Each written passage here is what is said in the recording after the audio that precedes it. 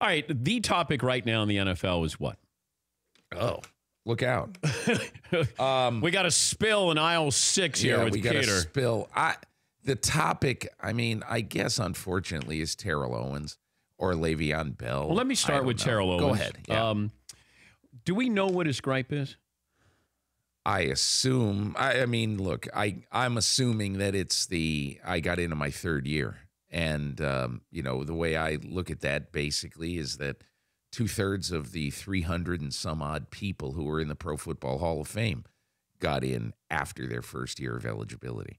Does that make Harry Carson and Ron Yeri and Lynn Swann and Fran Tarkenton, and does that make them less Hall of Fame deserving? Does that make their bust different? No. This is the silliest controversy in Hall of Fame history. But it's a controversy, so we must address it. But also, this is what he wants. I mean, Terrell Owens, if he went there and just said, thank you, I'm grateful, and it's great to join these fellow Hall of Famers, there's no... I was out in Tahoe last week at that golf tournament. I got Aaron Rodgers out there, but I was out having a drink with a bunch of older guys, like people of Peter King's generation. And one of them said to me, does he have any idea how for the rest of his life, he's going to be able to make money off the Hall of Fame? Now, if he disses the Hall of Fame, is he going to be able to make money off the Hall of Fame? And this was a very well-respected person. And so, the Hall of Fame sort of shuffles business Hall of Famers' ways. Are they going to do that with Terrell Owens now? I don't know. That's not the biggest reason or the biggest anything, but it just strikes me that he's cutting off his nose to spite his face, but whatever. Should he have been a first ballot Hall of Famer?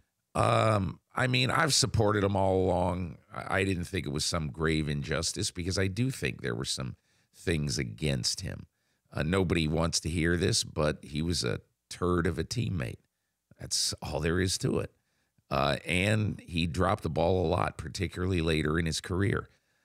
In my opinion, though, without any question, he deserves to be in the Pro Football Hall of Fame. I supported him.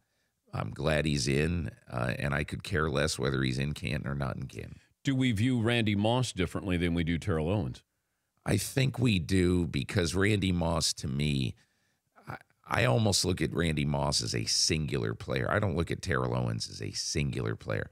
I think Randy Moss was such an incredible deep threat, so incredibly great stretching the field and dominating games with his speed and his hands deep downfield. He had great hands.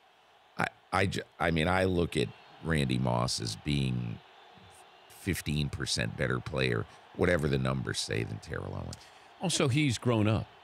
Yeah, he has. Randy Moss has. He really grown up. has. He's matured. Yeah. And now Terrell Owens wants to still make a comeback in the CFL. I read. I just read that this morning on my way up here. To each his own. If he wants to do it, I will say this: a few years ago, when I was running the MMQB, we had CFL week, and I went up to 2 games in the CFL, and I met like 3 or 4 coaches, had long conversations. John Huffnagel, remember him? Yeah, he was either a coach or GM of the Stampeders, Calgary. Penn State? Yeah, he's a Penn State guy, and he's the former Giants quarterback coach. But anyway, they all these coaches say, all these guys come up from the U.S., and they say, I can just show up and be great. It isn't that way. The field is different. One of the coaches told me, it's a more exhausting game. You got to run more. It's a bigger field. And so if you're not in great shape, if you don't really want it, you're not going to be great in Canada no matter who you are. For more Dan Patrick Show, tune to Audience Channel 239 on DirecTV or download the Dan Patrick Show app.